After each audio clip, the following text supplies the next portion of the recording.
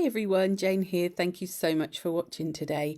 Now at Christmas time I received this little pocket palette as one of my Christmas presents, and then I did treat myself to the case to go with it.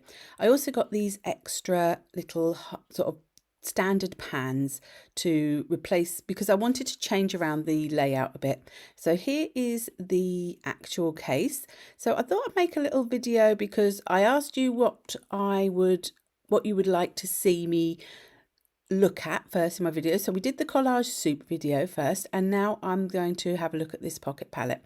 But first of all, I thought I'd show you this kit because you may be thinking, but Jane, I'm sure you've showed us before what you take out for plein air painting and for like a travel kit. And I bought this kit earlier on in 2025 and just have a quick flick through of what I've done. And this is a Just Go sketching kit from a maker in the UK. And I wanted this one because you got a little board. I discovered when I went on holiday in the summer that I was struggling with balancing all my things together, and I wanted that little board. So this is the little kit. This is my little bowerbird palette that I had with the ceramic insert that I took out, which I now use on my desk after a lovely viewer recommended that would be a good plan for this palette, and I now use this as my travel palette. But I was using this as well to help me choose my colours. Now, this kit is fantastic when we are going out on a walk, and I know that is just what we are doing. We are going on a walk and I'm going to do some art. However, sometimes we go out and I'm not necessarily planning that we are going to be stopping anywhere or going anywhere. And what I wanted was a kit that would go in my handbag. Well, it's not handbag, it's a biggish bag. And so what I had done was I had filled this little pencil case with some bits and this little tiny palette that was from the Just Go sketching kit that I replaced with my other one in the main kit, and just some pens and some water brushes, and then that little it's one from Amazon, the little sketchbook. It's a Tumutu. I can't say it. I'll list in the description box all the things that I've got in this video so that you can have a look and find them if you want to. So these are the pictures that I painted in this one. So originally I had all my kit in like a pencil case, and there is a video which I'll link at the end showing that setup, and that was what I took on holiday with me last summer. But I discovered that it wasn't ideal for how I want to work. So it's all about finding what suits you. So for me, I quite liked this sort of idea, but I did want a smaller, a sort of thinner paint palette. So for Christmas I asked for this little art toolkit one, and I've gone for the pocket palette, which is a standard one, and in it you get this little card that gives you some information about how to take care of your palette. And one of the first things it says to do is to sort of condition the magnet, because this is it's like a little business card holder, I would say. I would highly suspect that's where the idea came from. And it's got this magnet inside of it, and what it says for you to do is to just add a little bit of vegetable oil. Well, I didn't have vegetable oil, I had sunflower oil, so I'm hoping it's all the same thing. I just put some on, and then I wiped off the excess, and then you're meant to just leave it to dry, and that's just to help, I think, when you're using your pans to not get in a big mess. Now, I took out the mixing pan that was inside, plus the two big palette pans, because I wanted to have more colours in my selection. So here I had already thought through what colours I wanted, and I'd already thought through how I wanted to lay them out, because I didn't want you to have to see me making that choice. But here I am just filling in the pans. Now, I watched a lot of videos to see people filling these in, and I have to say, I'm making it look easy, but it didn't feel easy. I have to say, they are very, very thin. So this is the sort of palette that if you just want to cut down on your bulk, cut down on your weight, which is what I want, because it's going in my bag. It's there as like an on the go in case we find somewhere and I go, oh, let's do a painting of that. And so, excuse me, I always do these voiceovers in the morning, which is probably a mistake. So excuse my coughing. So I'm adding in the paint. So I'm trying to add sort of a small amount in. Some are easier to put in than others.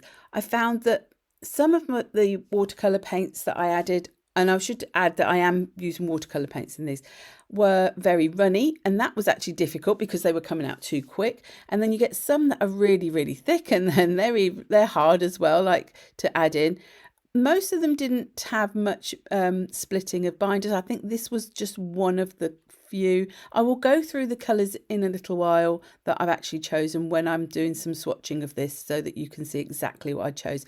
But I thought it was important to show the process of filling these pans, because when I got this set, this was one of the things that sort of almost worried me the most, because they are so thin. They, you feel that maybe they're going to be really tricky. And I have to say, to start with, they were. As I moved through filling them, I did actually find them a lot easier.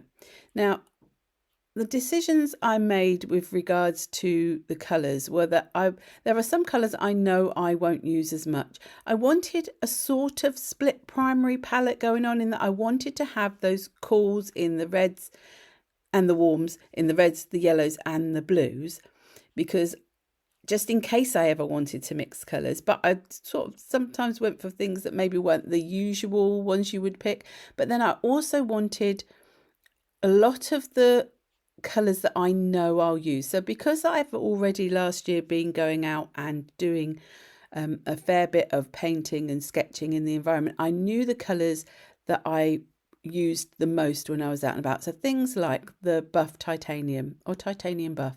I never know which way around it is, but that's one that actually I find really useful. When I'm watching other people, apparently it's a bit more of a controversial colour, and some people really don't like it. This was the pan that got me in a mess. I think it's the Cerulean blue. That one went a bit messy. That was my worst one, I think, to be fair. Now I'm watching this back, it didn't seem so difficult. It felt difficult at the time.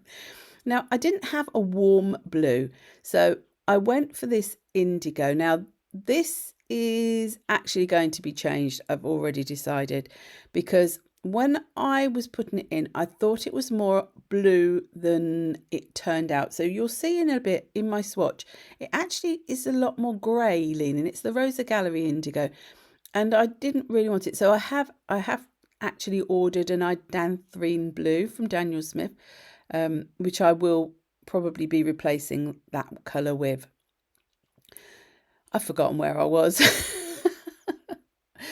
So, oh yes, I was the split primary. So split primary, but also then adding in the colours. So I know that this palette is going to be used for me to be painting outside. Now, I live on the Isle of Wight, and we have a lot of countryside, we have a lot of seaside. And most of the time, if I'm going to be painting, it's going to be countryside scenes or seaside scenes. So for me, greens and blues are the most important things, and browns. So greens, browns and blues are the most important. So that's why I chose to just add the two reds in the smaller pans, and then the bright yellow, and I think the other one is Quinacridone Gold Deep, I think. I just wanted those in the smaller pans. Now, having said that, I'm just adding small amounts to these two greens because I already had the Ultramarine Turquoise, which has got a greeny tone. Then I've got a big palette of the sap green, but I wanted some different tones of green. But I knew that because I've got those blues in there and all the other colours, I can mix different greens if I need to. But I did want two sort of different greens to the one I had in the main bigger standard palette. So I sort of just wanted to add a little bit in, but knew that I could mix a lot of greens. I am doing a lot of cleaning up in between each bit.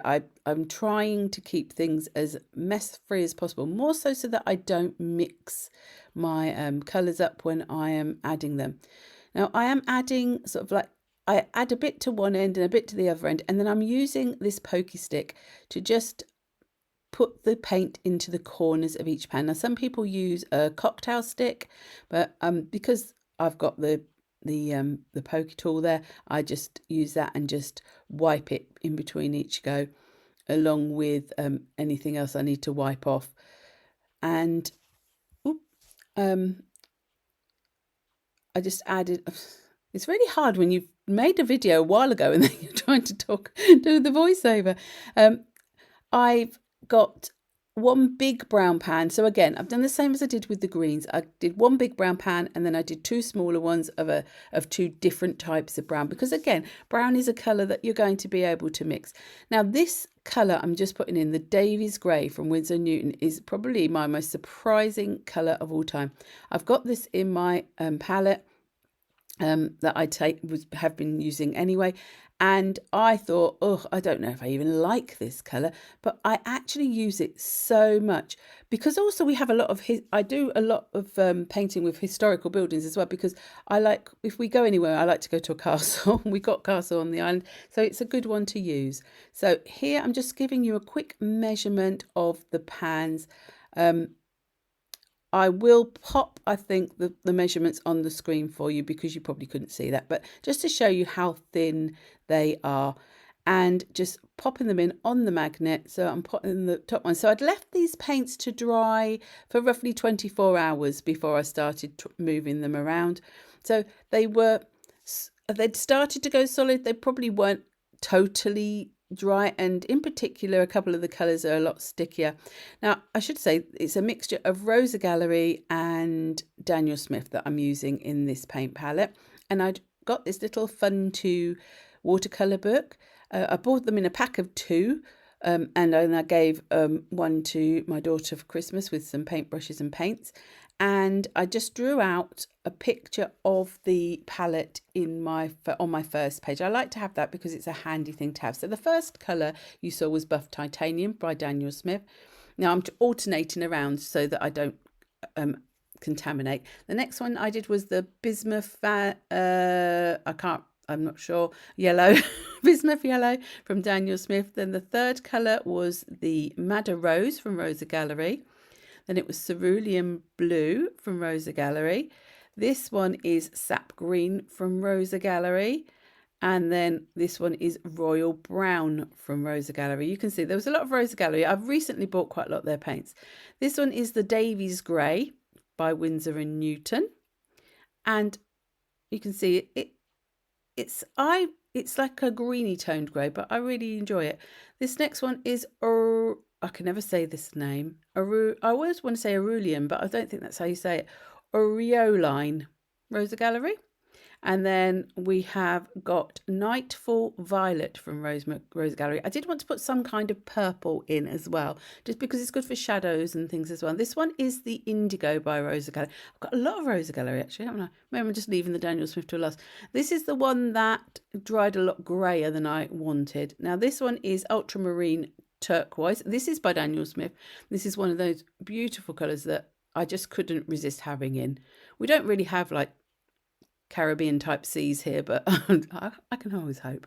Now this one is Olive Green by Rosa Gallery, and the one I'm doing now is the Burnt Umber by Rosa Gallery. I wanted some different sorts of browns in there. So the Royal Brown is very more of an orangey tone, more burnt, to be honest, I know a lot of people put burnt sienna in, but it's not really one of my favourite colours. So I thought this was probably, the Royal Brown was nearer to it. Then I just did the Idanthrene Grey from Rosa Gallery, which I thought ended up looking more blue than the Indigo. I did the Quinacridone Gold Deep from Daniel Smith. Then it was the Deep Scarlet by Daniel Smith. That one was Royal Green by Rosa Gallery. And finally, we got Sepia by Daniel Smith. So hopefully, I'm hoping that this is going to be a nice palette that will work across lots of different sorts of scenarios. So I thought, because I haven't done like a traditional split palette, I thought I'd just have a little play around making some mixes. So I wasn't really overly looking at what I was doing. I was just seeing if these colours mix to make different colours. So I was going with the yellows and seeing and yellows and blues that I had. So the Indigo does mix with the yellows to make greens. But like I say, it's a lot grayer than I wanted. So I would like a more bluey blue to go in that space that gives me that deeper blue colour rather than more of a grey. So I'm just playing around, trying out some of the different combinations, not really looking at what colours they are. I'm just making sure that I have got colours that will mix to make new colours.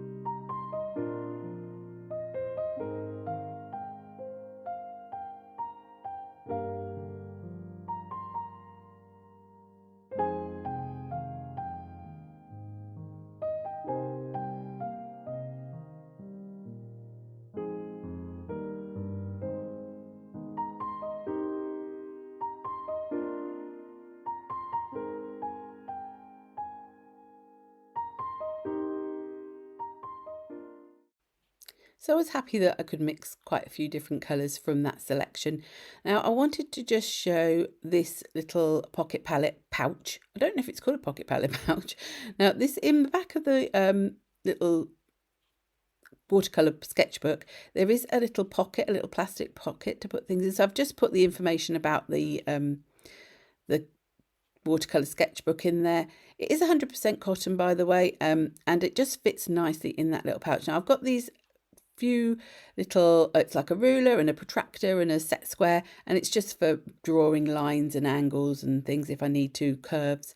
And I'm just getting the bits out of my pencil case that was previously in my bag to decide what is going to go into this pouch. Now the idea is that then this will be quite a nice compact thing to go in. Now I also did buy myself a Graph Gear, I think it's 1000 mechanical pencil, because I wanted to not have to take a pencil sharpener.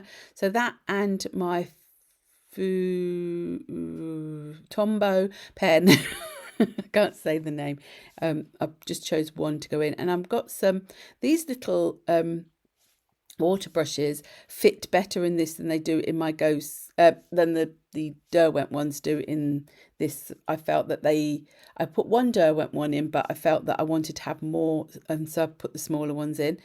Now this was the bit that was a bit tricky, was these clips. Now originally I wanted to take this binder clip, but I've got these other ones that I bought in a set of 4, and 2 are in my other bag.